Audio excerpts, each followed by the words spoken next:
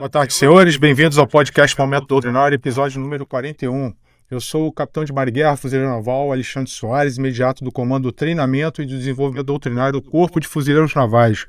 Hoje, no nosso episódio, o nosso segundo episódio em vídeo, nós falaremos sobre operações de garantia da lei e da ordem, particularmente os aspectos que envolveram a Operação Laje Guia, também conhecida como GLOR do Mar. Então, para isso, hoje nós contaremos com a participação do capitão de mar e guerra, fuzileiro naval Lima Santos.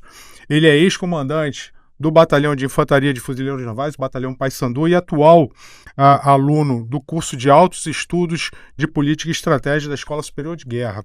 O comandante Lima Santos, ele teve a oportunidade de comandar o primeiro e o terceiro contingente do Grupamento Operativo de Fuzileiros Navais em Santos, a unidade de tarefa Porto Santos. Seja muito bem-vindo, comandante Lima Santos.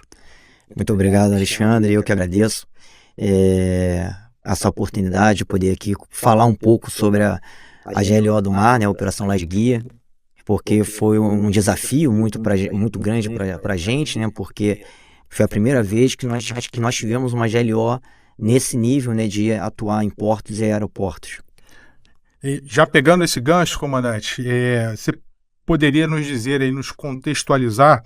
Eu só vou dar, antes de você começar, só vou contextualizar rapidamente aqui o que foi a Operação Laje Guia, né? Em novembro de 23, o presidente da República, ele assinou o decreto número 11.765, que decretou a utilização do uso das Forças Armadas para garantia da lei e da ordem para a execução de ações subsidiárias nas poligonais e limites dos portos, aqui no estado do Rio de Janeiro, dos portos do Rio de Janeiro e de Itaguaí, e em São Paulo, no estado de São Paulo, o Porto de Santos. Essa ação, esse decreto, ele ficou vigente até maio, mas quando chegou em maio de 24, ele teve uma extensão e a operação acabou indo até junho de 2024. As principais tarefas foram repressão aos ilícitos, combate ao tráfico de drogas, de armas, em articulação principalmente com os órgãos de segurança pública, por meio de ações preventivas e repressivas. Como eu falei, o intuito da operação foi realmente dar o apoio a esses órgãos, a atuar em coordenação com esses órgãos de segurança pública para conduzir essas ações repressivas e preventivas. E pegando esse gancho, comandante, aí o senhor poderia nos contar assim, quais foram as principais medidas iniciais, né, ali o desenrolar da cronologia, desde ali do recebimento, eu não vou dizer nem da missão ou do decreto, mas do recebimento da notícia que o batalhão, que o senhor ia conduzir essas operações, particularmente no Porto de Santos. Um pouquinho antes, ali no final de outubro, né, começaram a ventilar essa possibilidade, né, e no dia 31 de outubro teve um briefing na Força de Fuzileiro da Esquadra. Eu participei desse briefing e lá eu fiquei sabendo, eu descobri que o meu batalhão, né, o Batalhão Paysandu, iria assumir um grupamento operativo, né, que foi a unidade de tarefa Porto de Santos, lá em Santos. E 31 de outubro, saí numa terça-feira, se não me engano era uma terça-feira à noite. Olha, então seria bom já ir amanhã. E foi exatamente dessa forma. Então no dia 1º de novembro, o decreto já estava para ser assinado, mas eu fui com um destacamento precursor, né, antes, para primeiro saber onde nós íamos ficar, né, porque não é para desdobrar uma tropa. A gente tenta, na medida do possível, ter um mínimo ali, que tenha um alojamento, que tenha um local para dormir, que tenha uma comida decente, justamente porque não sabíamos quanto tempo íamos ficar lá. E foi até um questionamento que eu fiz, né, e nós vamos ficar quanto tempo? O decreto possivelmente deve ser 6 meses. Então nós fomos com a cabeça que íamos ficar 6 meses, pelo menos lá no Porto de Santos. Então no dia 1º de novembro, peguei uma viatura e fomos lá para Santos. E a primeira coisa é, onde nós vamos ficar, né? E foi a primeira vez que eu estava indo para Santos. Então foi um desafio, o primeiro grande desafio foi aonde que eu iria desdobrar a tropa de forma que seja uma forma, um padrão, né, bom, principalmente porque não sabia quanto tempo íamos ficar. Então esse foi o primeiro grande desafio da chegada lá em Santos. E aí quando nós chegamos lá, tive a ajuda de muita gente, né, o próprio capitão dos portos ajudou, me passou contatos. Inicialmente a guarda portuária começou a me mostrar vários locais deles que eles poderiam disponibilizar para a gente se instalar, e assim começou, eu procurando locais para desdobrar a tropa. O senhor lembra mais ou menos depois de quanto tempo a tropa chegou Então, ao terreno? lembro. Então, dia 1º de novembro eu fui, né? Dia 3 já teve tropa que embarcou no navio da Marinha para ir para Santos. Chegando lá, chegou no dia 4, se eu não me engano, chegou no dia 4. E no dia 5 chegou o grosso da tropa de ônibus, né, por via rodoviária, até lá as instalações. Então no dia 5 eu já estava com a base montada. Nós utilizamos a base aérea de Santos, né? A Força Aérea nos ajudou muito com isso, nos disponibilizou um hangar para que nós pudéssemos montar ali as barracas. Então no dia 5, quando a tropa chegou, eu tinha uma coisa na cabeça, que eu não queria ninguém dormindo no chão. Por mais que isso seria totalmente plausível, e a tropa estava sabendo disso, que o fuzileiro naval é justamente isso. A gente costuma dizer que a gente vai do 0 ao máximo, e realmente é isso, né? A gente vai do 0 ao máximo. Então no 0, se tiver que dormir no chão, vai dormir no chão.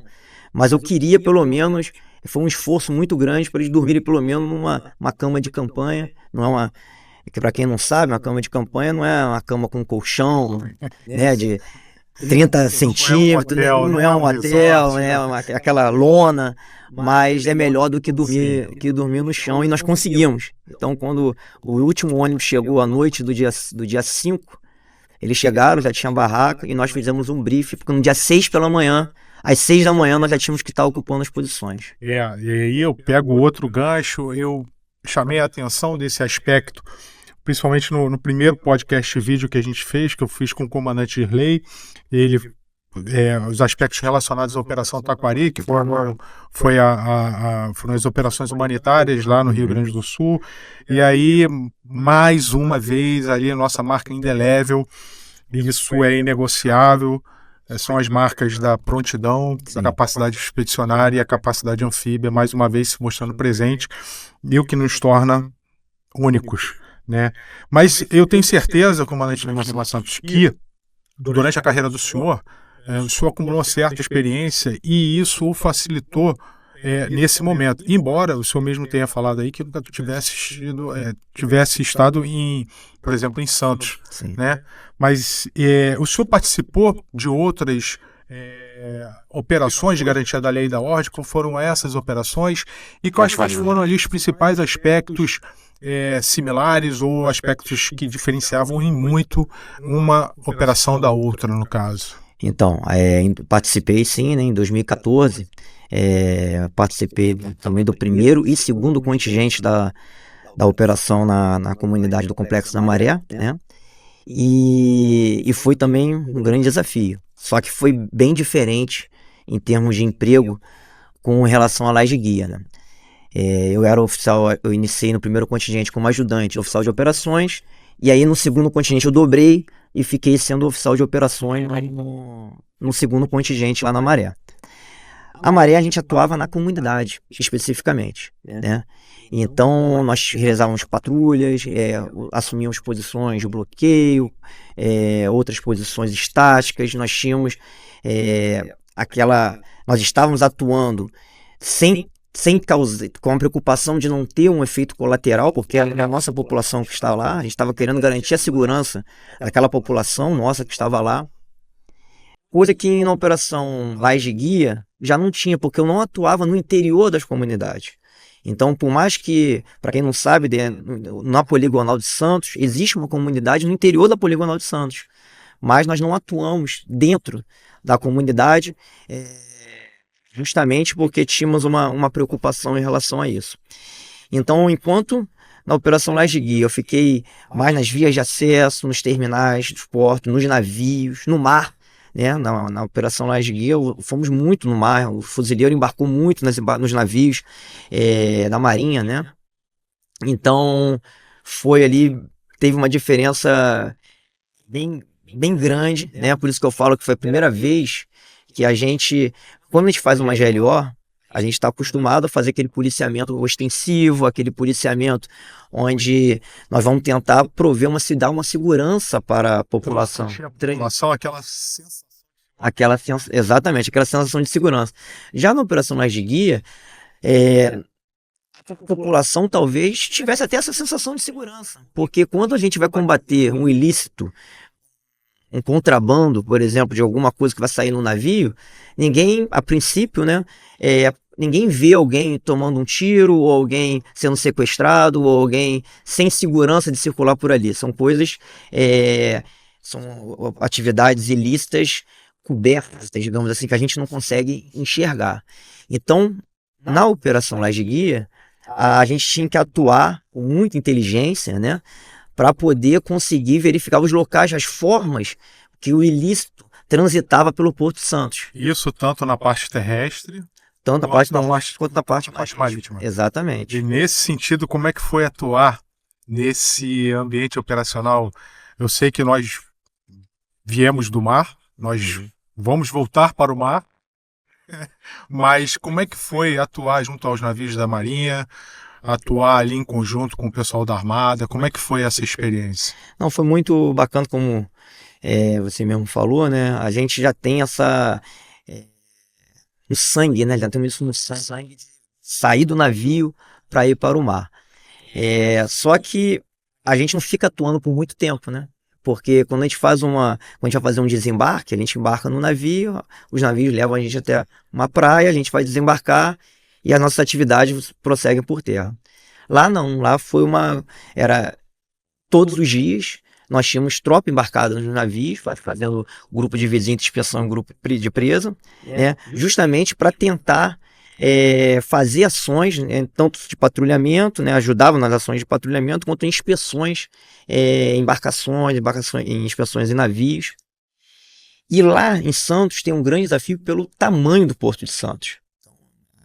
Eu sabia que o Porto de Santos era grande, quer dizer, eu tinha uma noção do que o Porto de Santos era grande, mas quando eu cheguei lá, não é grande, ele é gigante, né? Eram coisas em termos de tamanho, tanto dos terminais portuários, da quantidade de terminais portuários que lá existe, como até da poligonal. Então, por exemplo, a área de fundeio, quando a gente olhava num mapa, a área de fundeio é maior do que Santos, do que a parte terrestre das cidades de Guarujá, Santos. Então, a parte marítima é muito maior do que a parte terrestre. Então, um desafio para a Marinha é muito grande poder fazer um patrulhamento nesse sentido. Então, foi bem legal, foi bem bacana, podemos atuar. Então, atuamos juntos nessa parte de VGP, atuamos com mergulhadores também, que nós tínhamos ações de mergulho para verificar ilícitos que poderiam ser colocado nos cascos dos navios ou em compartimentos submersos dos navios. Então, atuamos bastante com a Armada em relação a isso e também com outros órgãos de segurança pública também, né? Então, foi um aprendizado com certeza muito grande. E eu digo, né, eu sempre falei isso para a minha tropa, que por mais que, voltando para as diferenças da GLO, né, da Maré, por exemplo, com Santos, nós temos uma capacidade de adaptação que é surpreendente realmente. A gente tem uma flexibilidade, né, de se adaptar, a gente consegue se adaptar, e isso até as operações de GLO ajudaram, porque o soldado ele tem que saber o momento, a forma de agir, ele sabe, opa, agora eu não tenho que ser tão hostil, agora eu tenho que ser mais hostil. Exatamente, ele tem que saber medir ali a atitude dele, como ele vai se comportar, como ele vai tomar aquela decisão ou vai guiar ali as suas atitudes. Exatamente. Como tem aquele conceito, né, do cabo estratégico, por exemplo, que a gente é bem disseminado, né, no CFN, para quem não sabe, né, o cabo estratégico é que o militar, que é o mais antigo da zona de ação, digamos assim, mais antigo ali do local, né, do local da ação, ele vai ter que tomar medidas que pode ser algo que vai ter um problema que vai no nível estratégico ou até político, né? Então, por isso que tem a gente fala do cabo estratégico e algumas vezes era um soldado que tinha que entrar num compartimento confinado de um navio para fazer uma determinada inspeção, por exemplo. Então, ele era o líder ali da cena de ação, né? Então, isso mostra ali como realmente essa questão da GLO, de atuarmos muito com operação da garantia da lei e da ordem, normalmente a gente atua com frações mais reduzidas, e então isso acaba sendo mais natural, né? A gente vão ter locais que vai ter um grupo de combate, vai ter uma esquadra de tiro, vão ter... A gente sabe se adaptar rapidamente ali à situação. Sim. E se encaixar, né? Se medir, né? E dosar. Exatamente. Exatamente. Naquele ambiente, assim. Diante disso, diante das ações que o senhor desenvolveu lá, diante de todas as tarefas que o senhor teve que cumprir lá, que não foram poucas, como é que o senhor avalia, por exemplo, em termos de doutrina? Como é que a gente está? A coisa está bem, a coisa está bem definida? Eu sei que não dizem respeito especificamente à doutrina, mas, por exemplo, as ordens recebidas, tanto as regras de engajamento também. Ou seja, o arcabouço que o senhor deveria saber intelectualmente, vamos por assim dizer, foi suficiente para conduzir as ações lá? Ou o senhor identificou algum tipo de lacuna? Ou até mesmo uma questão de saber que talvez um equipamento ali, um equipamento aqui fosse melhor para executar uma determinada tarefa? Então, eu acredito que sim, que a gente está muito bem na parte de doutrina. Desculpa, só interrompendo, e também pegando isso, tenho certeza que as operações de garantia da lei e da ordem executadas anteriormente foram de grande valia também para isso tudo. Né? Desculpa até te interromper, mas achei que fosse interessante eu falar isso. Então é isso que eu queria falar, justamente em termos de doutrina. Quando a gente tem atuado em garantia da lei e da ordem bastante tempo, né? Então, talvez lá no passado, talvez isso na primeira vez, até próprio na Maré, a gente não estava com tantas vezes atuando, né? Então, quando a gente foi para a Maré, a gente teve que ter uma adaptação talvez um pouco mais complicada, digamos assim, em termos de tarefas, né? Mas depois nós fizemos outras operações de garantia da lei e da ordem, então isso teve o momento da intervenção, enfim. Então a tropa está um pouco mais familiarizada a esse tipo de ação, né? A grande dificuldade, então assim, lá na Operação Maré já tinha regra de engajamento, então a gente está acostumado a receber umas regras, passar para a tropa e a tropa já sabe, opa, isso eu posso, isso eu não posso, para fazer isso, para eu atuar de forma, utilizar aqui o armamento, eu tenho que ter uma intenção hostil, um ato hostil contra mim, contra terceiro, eu tenho que garantir a segurança. Então, isso já está com bastante tempo, todas as operações, não só de GLO, até operações de paz, a gente está acostumado a fazer treinamentos e a operar com regras de engajamento, coisa que talvez mas no passado a gente não estava com esse feeling, digamos assim. Então, nesse termo, a nossa doutrina acho que está bem. É claro que quando a gente foi para Santos, a gente teve que aprender coisas novas lá, né? Então, um exemplo, a gente não estava acostumado a entrar em navios mercantes. A gente está acostumado a entrar em navios da Marinha. Só que é diferente de você embarcar num navio de transporte de tropa, ou embarcar num navio em desembarque de doca, e embarcar num navio, num petroleiro, que tem as suas características, num outro navio, num cargueiro, num navio de contêiner, num navio ro-ro, né, onde tem que transporta ali as viaturas, que são diferentes, né? E nisso isso foi legal, porque como a Marinha, com a parte da Armada, já tem essa questão das capitanias, eles fazem inspeções nos navios. Então, quando a gente atuava nas inspeções de navios, eles iam com a gente. Ali já começava o intercâmbio de... Exatamente. Então, ia um inspetor naval, eles iam com a gente, eles faziam um briefing, nós fazíamos briefing Então, todas as vezes que nós tivemos que entrar, por exemplo, navios mercantes, tinha um briefing com os inspetores, justamente eles davam ali algumas dicas, locais que a gente poderia ir, locais que a gente não poderia ir, que muitas vezes o navio era russo, era um outro tipo era outra língua, né? E às vezes eles não falavam inglês direito, mas então eles mostravam para a gente para observar determinadas placas que tem nos navios. Então isso foi bem interessante. Então isso não tem na nossa doutrina, né? Não teria como, né? Mas essa adaptação do fuzileiro ajudou, né? Então isso, se eu pudesse pensar, talvez ter adestramentos hoje em dia, não sei se seria o caso, mas talvez a gente poderia pelo menos pensar adestramentos com navios mercantes para a gente conhecer um pouco melhor. Disso no futuro, se fosse ter uma GLO do porto novamente, do GLO do mar, já poderia contribuir nesse conceito. Então, é algo que não está na nossa doutrina, por razões óbvias, né? Mas é algo de se pensar, e talvez ali como operar nesse tipo de inspeções. E outras coisas também a gente foi ganhando, até com os órgãos de segurança pública. A gente, quando faz, por exemplo, posições de bloqueio, por exemplo, quando a gente faz posições de bloqueio terrestre, né, para fazer inspeção, PCTran, para controlar o trânsito, a própria Guarda Portuária nos ajudou, a Polícia Federal nos ajudou. Olha, observe esse compartimento, todo caminhão tem um compartimento dessa forma, verifica lá que já encontramos drogas nessa posição. Então começamos a verificar posições onde se escondiam drogas, em caminhões, em trem, porque lá no Porto de Santos tem a questão do trem, em viaturas que prestam serviço para o porto. Então empresas que prestam serviço para o porto também tem essa caso, né, de serem utilizados pelo tráfico para poder entrar nos terminais portuários. Então, essas dicas, digamos assim, a gente não está na nossa doutrina e a gente foi pegando. Mas, de maneira geral, acho que a gente está bem e essa parte de adaptação, isso é inerente, né? O mundo, né? A gente olhar a história, praticamente todas as guerras tem algo novo, né?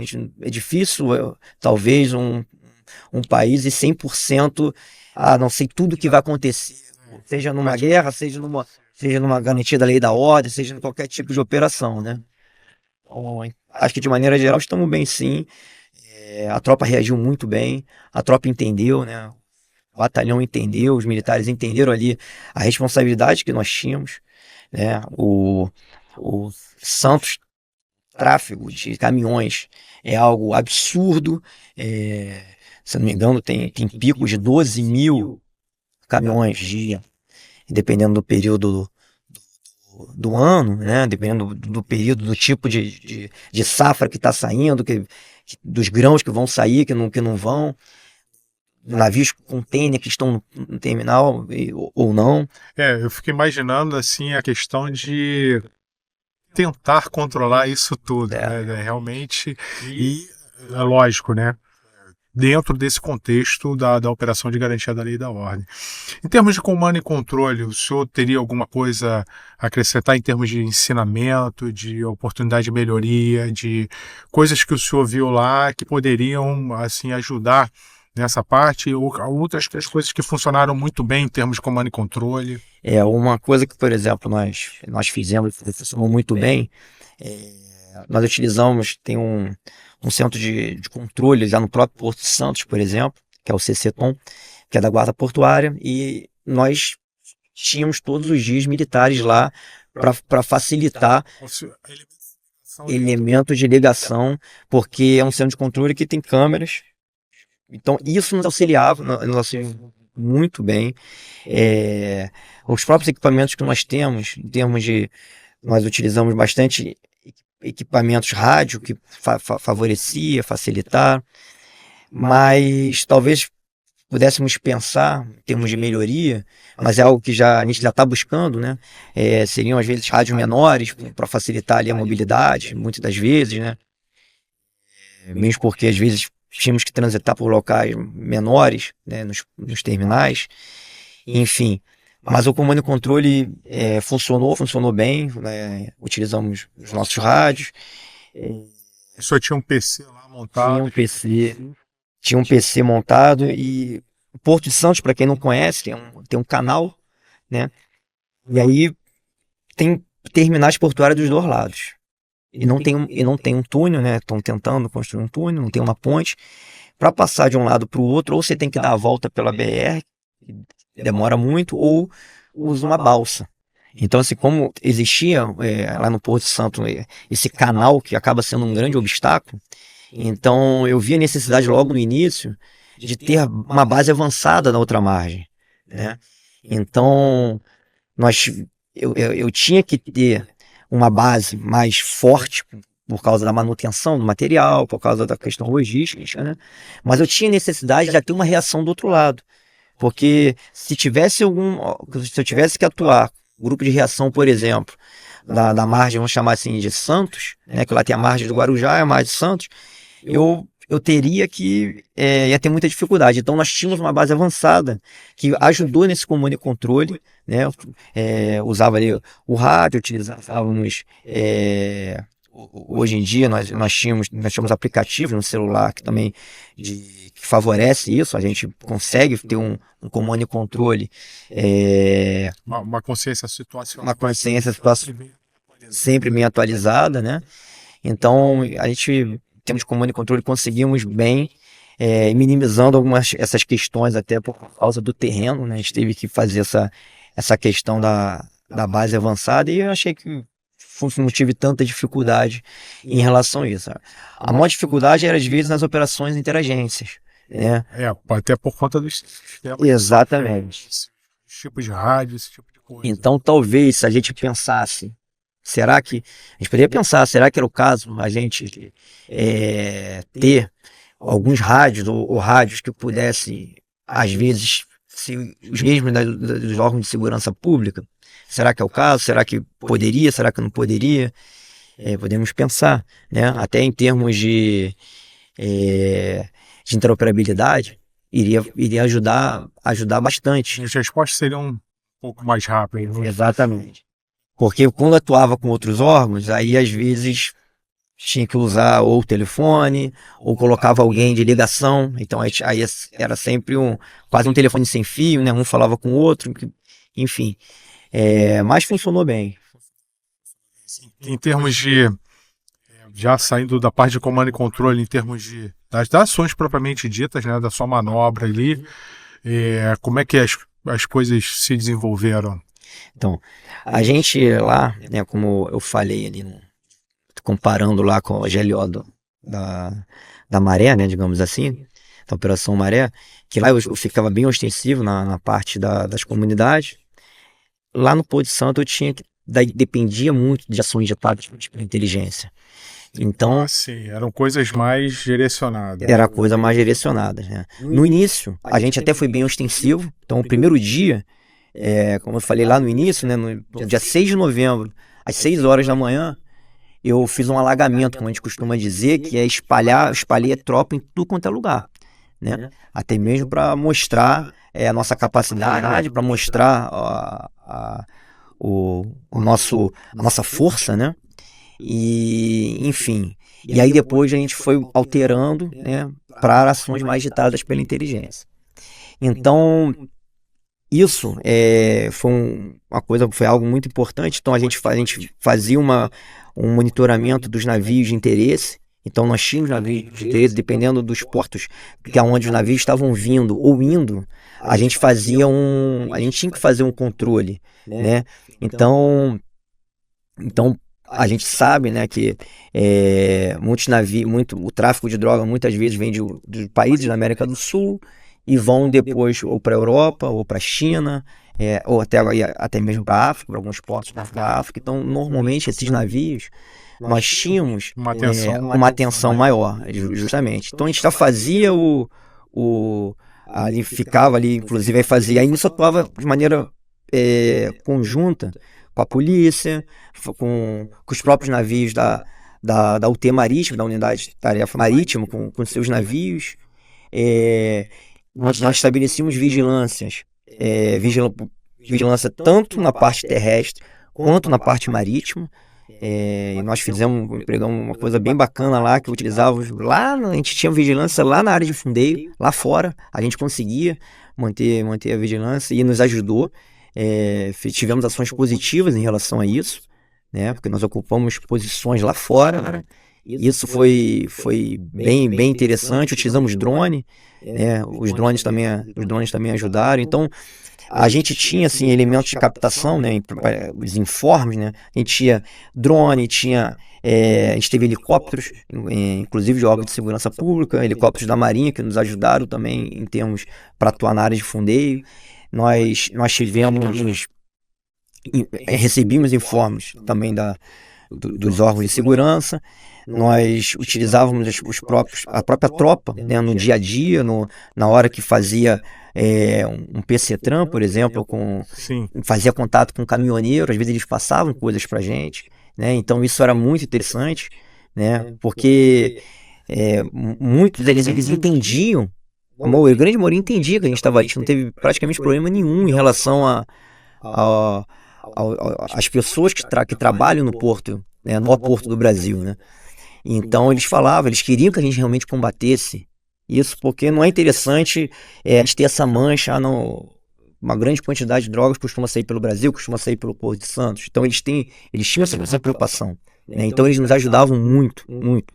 Então no dia a dia a tropa vinha com informes. Então, enfim, todas as ações que nós realizávamos, todos os patrulhamentos que nós fazíamos, todas as inspeções que realizávamos, isso vinha sempre ditado por alguma coisa, então alguma ação de inteligência. Estou entendendo que a parte de inteligência, então, foi fundamental. Não digo, nos momentos iniciais, claro, inteligência é tudo, sim. Mas eu digo assim, para guiar as próprias ações, tarefas que vocês desenvolveram, em termos de planejamento para essas ações, então foi o foco principal. Foi. E assim, com o passar do tempo, isso foi melhorando, né? Porque ações de inteligência, para quem não sabe, precisa de ter confiança, né? Então, não é porque chegou o capitão de Mar e Guerra Lima Santos, lá no Porto de Santos, que todas as agências vão olhar para mim, não gostei dele, tem um sorriso bacana, vai me entregar ali as informações. Não, a gente tinha que mostrar que a gente estava ali para ajudar realmente, né? Então, com o passar do tempo, essa confiança mútua foi ocorrendo. E é uma mão de, né, uma estrada de duas mãos. Exatamente. Tanto da parte deles fornecerem algum tipo de informação, assim como vocês também lá colhiam muita coisa e deviam passar para eles também. E aí essa confiança mútua foi crescendo. Isso foi aumentando e foi bem legal, bem bacana. Os terminais portuários também tinham um papel fundamental nisso, porque eles também passavam informação para a gente, eles tinham essa preocupação, até treinamento nós fizemos lá com eles, isso foi bem legal.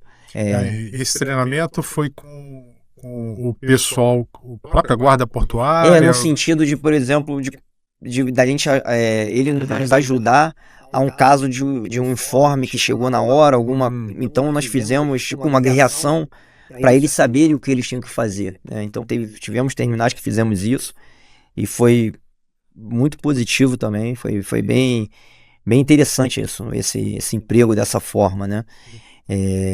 Porque até vou só um parênteses, contar uma história rápida, né? Quando eu cheguei no Porto de Santos, nós tivemos uma reunião, né, com todos os órgãos que atuam ali no Porto de Santos, que já existe, já estão lá, né? E eu era o militar diferente que estava chegando ali no local. E eles tinham uma preocupação muito grande da gente não parar o Porto de Santos. Ah, sim. Não tem como. Porque assim, se eu chegasse na entrada do Porto de Santos, colocasse ali, eu vou inspecionar os 12 mil caminhões que vão entrar hoje. Acabou. Eu poderia alterar até o PIB do país em relação a isso. Verdade. Então eles tinham uma preocupação muito grande em relação a isso. E eu falei para eles, olha, calma, eu vou respeitar, vocês têm as informações, vocês sabem a cultura organizacional de vocês, mas eu tenho uma coisa que talvez vocês tenham dificuldade, eu tenho pessoal 24 horas aqui que nós estávamos ali à disposição 24 horas, né? E aí começamos a ter a interação. Então é uma curiosidade, né, que a gente tinha essa preocupação de parar o maior porto do país, né? E não paramos, né? Acredito que nós não tivemos esse efeito colateral, que era um efeito colateral diferente daquele efeito colateral quando a gente atua em comunidade, né? Ali era uma questão de um efeito econômico, podia ter um problema muito grande para o país, né? Então a gente tinha essa noção, tinha essa preocupação. Claro que tive que fazer alguns ajustes, né?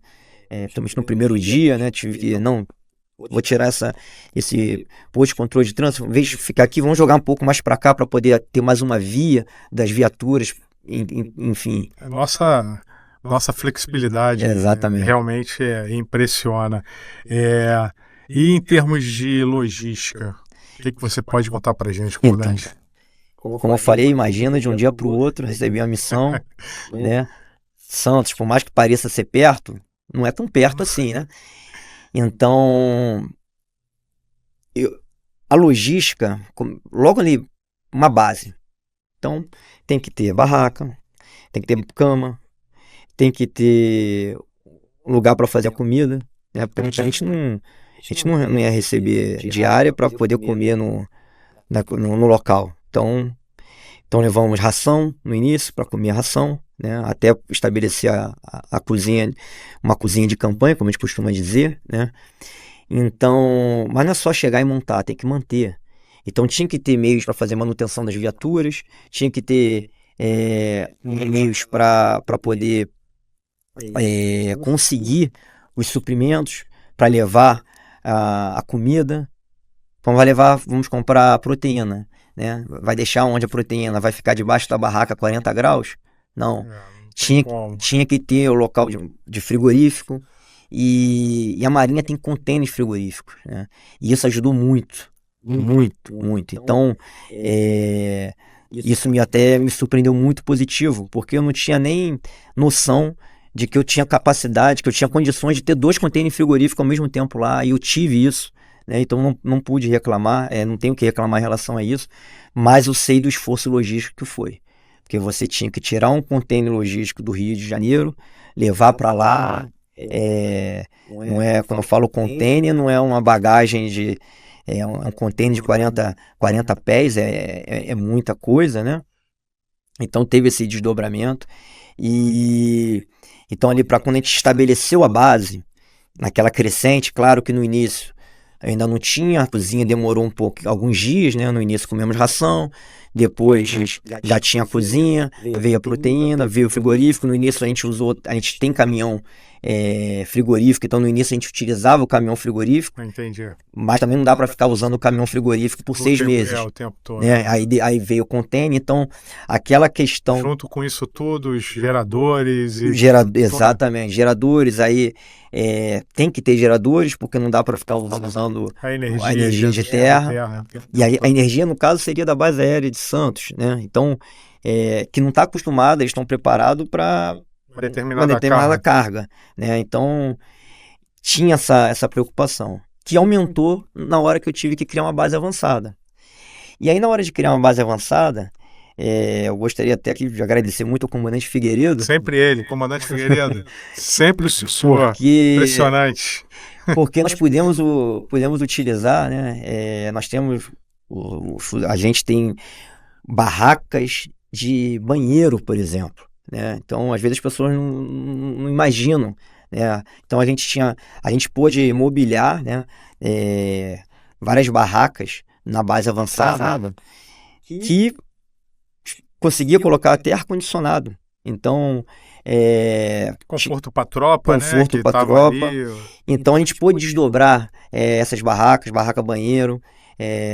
Enfim, também tivemos que alugar também banheiros químicos, justamente por causa da questão. Então, a gente, logisticamente, a gente conseguiu atender bem. O Batalhão Logístico trabalhou muito. Como sempre, o Batalhão Logístico trabalhou muito, como sempre. O Batalhão Logístico, de fuzileiros navais, eu tenho que prestar minha continência, porque e não tinha hora.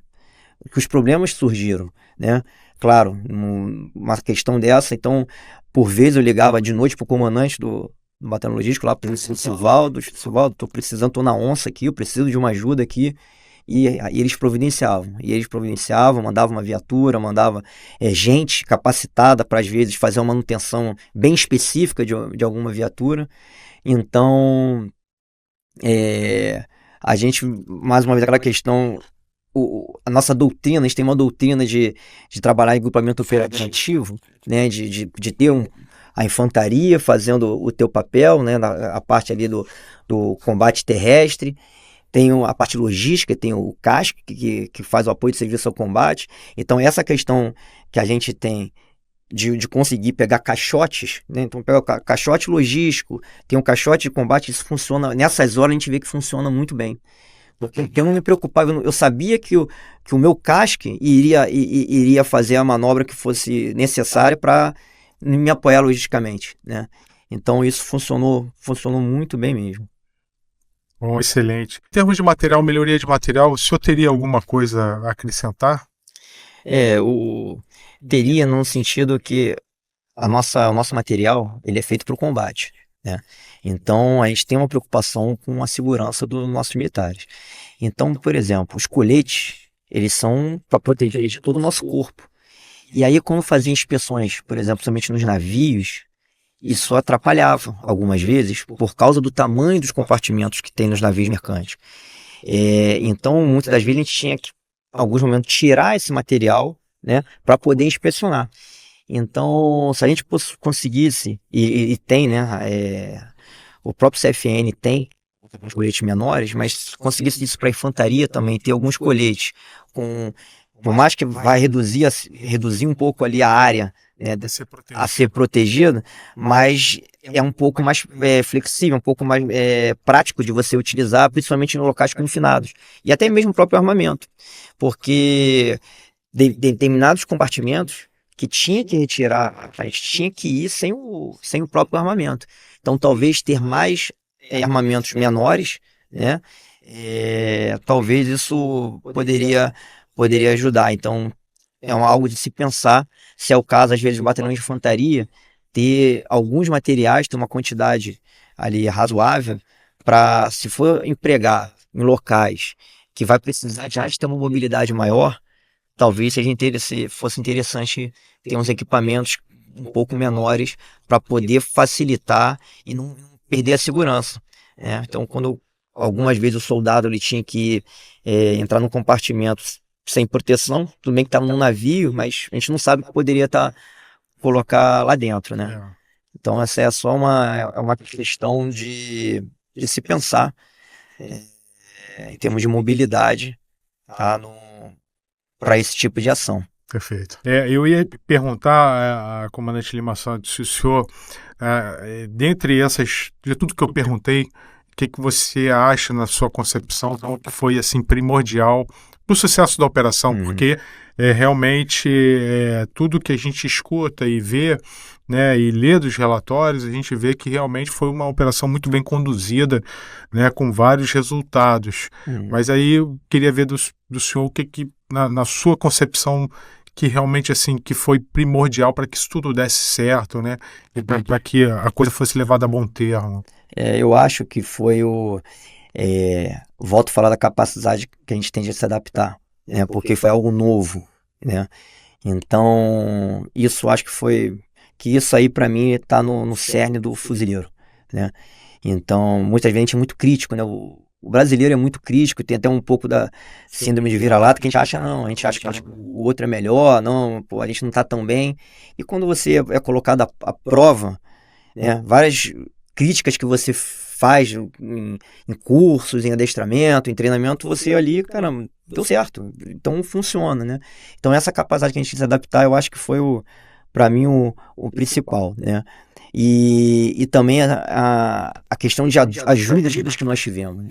Por exemplo, a Força Aérea nos ajudou muito também, muito, né? Então quando o comandante da base aérea lá de Santos disponibilizou ali o hangar, ele todos os dias no início ele falava comigo, tá precisando de alguma coisa, precisa disso, precisa daquilo, se você quiser eu faço um contato que eu conheço.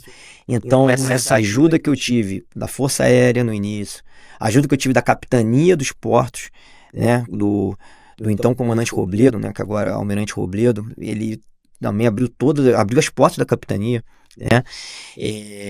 Então isso nos facilitou muito, muito mesmo, né? Então eu acho que a adaptação do fuzileiro, a flexibilidade do fuzileiro e mais essas relações entre instituições, eu acho que foi o grande ganho, né? O grande, digamos assim, o 10, né, dessa operação. E é claro que me perguntar, teria como fazer melhor? Sempre tem, né? Sempre vai ter oportunidade de melhoria, né?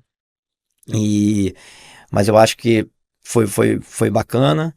E uma dificuldade que teve no início foi saber o tempo que a gente iria ficar, né? Então isso para tropa... Só quer dizer em termos até de psicológico. Psicológico, Porque quando nós fomos, a gente não tinha licença lá, ficava o dia inteiro, vivia 24 horas. E o primeiro contingente nós ficamos lá, o primeiro contingente ficou 35 dias, mais ou menos, em média. E aí depois o CFN fez um revezamento, né, para justamente dar uma aliviada naquele pessoal que ia ficar lá, longe da família, passando Natal, passando Réveillon, né? Então isso achei que ficou legal. Até mesmo o revezamento foi pensando, um ficou no Natal, o outro ficou no Réveillon, né? Eu passei o Réveillon lá, mas o Natal quem passou foi o Batalhão Humaitá. Então isso ajudou também a levantar o moral da tropa, que sabe muito bem como é que é, né? Assim, a gente está lá com toda boa vontade, ele vai com boa vontade, mas passa uma semana, passa 2 semanas, passa 30 dias, sim, né? Então isso, até o revezamento funcionou muito, muito bem, ainda bem. Excelente. Eu queria aproveitar a oportunidade também de fazer uma pequena propaganda aqui de um produto que o Comando do Treinamento e Desenvolvimento Doutrinário do CFN ele está começando a elaborar, que é o relatório de lições aprendidas, né? E não por coincidência, o nosso primeiro relatório de lições aprendidas é o que se refere à Operação Laje Guia, né, que é o nosso relatório de lições aprendidas número 201, Operação Laje Guia, e aqui é um compêndio de todas as melhores práticas, né, oportunidades de melhoria, tudo está aqui. Então, isso é interessante. Se numa próxima oportunidade vier a ter algum tipo de operação neste mesmo escopo, nessa mesma linha de ação, esse mesmo modus operandi, a consulta desse relatório. Esse relatório ele está na página do Comando de Treinamento do CTDD-CFN, ele também está aí no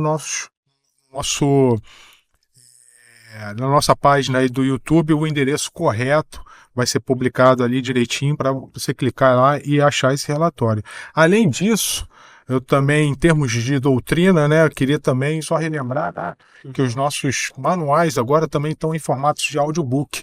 E lá na nossa página do YouTube você também vai encontrar os endereços corretos desses audiobooks. Tá bom?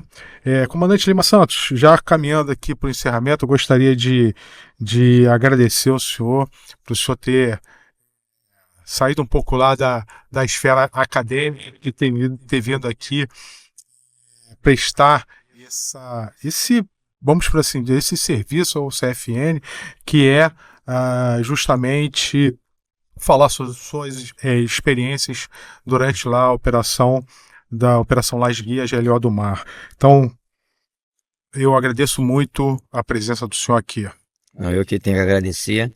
E é bacana a gente poder tentar contribuir, né, um pouco ali para questão de melhorias, questões de doutrina, passar um pouco também o que a gente costuma fazer, né, porque muitas das vezes o público não consegue nem entender, né, o que é colocar uma tropa que não é do local, né, desdobrar, vai, coloca lá em Santos, agora coloca no outro local do país. não é tão simples como às vezes as pessoas pensam, né? Não é de uma hora para outra. Então, ter essa oportunidade é muito, muito relevante, muito, muito, muito bom. Mais uma vez, obrigado. Eu queria também ter a oportunidade agora de agradecer, né, aos nossos ouvintes. Convidamos todos vocês a ficarem ligados aí no nosso próximo podcast, nosso próprio podcast, próximo podcast Momento Doutrinário. Sugestões e dúvidas, comentários, enviem para o nosso e-mail, né, ctddcfn.contato@marinha.mil.br. E só relembrando que as opiniões emitidas pelos especialistas convidados neste podcast expressam a posição do seu autor e não necessariamente representam o pensamento da instituição. Mais uma vez, muito obrigado a todos e nos vemos numa próxima ocasião. Chegamos ao final de mais um podcast. Se esse conteúdo falou com você, dê aquele like, se inscreva no canal, ative o sininho. A prontidão começa aqui.